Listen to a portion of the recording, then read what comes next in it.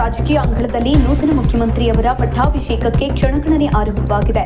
ನಾಳೆ ನಿಯೋಜಿತ ಮುಖ್ಯಮಂತ್ರಿಯವರ ಪ್ರಮಾಣ ವಚನ ಸಮಾರಂಭವು ಅದ್ದೂರಿಯಾಗಿ ನಡೆಯಲಿದ್ದು, ಈ ಹಿನ್ನೆಲೆಯಲ್ಲಿ ಸರ್ಕಾರಿ ಸಿಬ್ಬಂದಿಗೆ ರಜೆ ಘೋಷಿಸಿ ಆದೇಶವನ್ನು ಹೊರಡಿಸಲಾಗಿದೆ.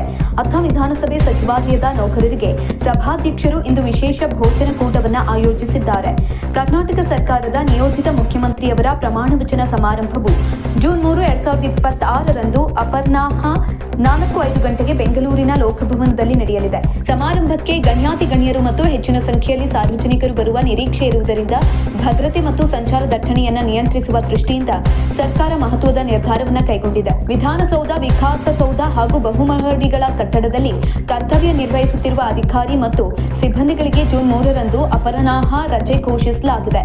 ಈ ಕುರಿತು ಸಿಬ್ಬಂದಿ ಮತ್ತು ಆಡಳಿತ ಸುಧಾರಣೆ ಇಲಾಖೆಯ ಅಧೀನ ಕಾರ್ಯದರ್ಶಿ ಆರ್ ಯದುಕುಮಾರ್ ಅಧಿಕೃತ ಅಧಿಸೂಚನೆಯನ್ನು ಹೊರಡಿಸಿದ್ದಾರೆ.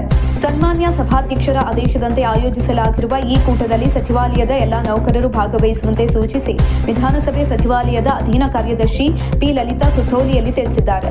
ರಾಜ್ಯದಲ್ಲಿ ಹೊಸ ಸರ್ಕಾರದ ಆಡಳಿತ ಆರಂಭವಾಗುವ ಮುನ್ನವೇ ವಿಧಾನಸೌಧದ ಆವರಣದಲ್ಲಿ ಹಬ್ಬದ ವಾತಾವರಣ ಮನೆ ಮಾಡಿದೆ. ನಾಳಿನ ಐತಿಹಾಸಿಕ ಕ್ಷಣಕ್ಕೆ ಸಾಕ್ಷಿಯಾಗಲು ರಾಜಧಾನಿ ಬೆಂಗಳೂರು ಸಜ್ಜಾಗಿದೆ.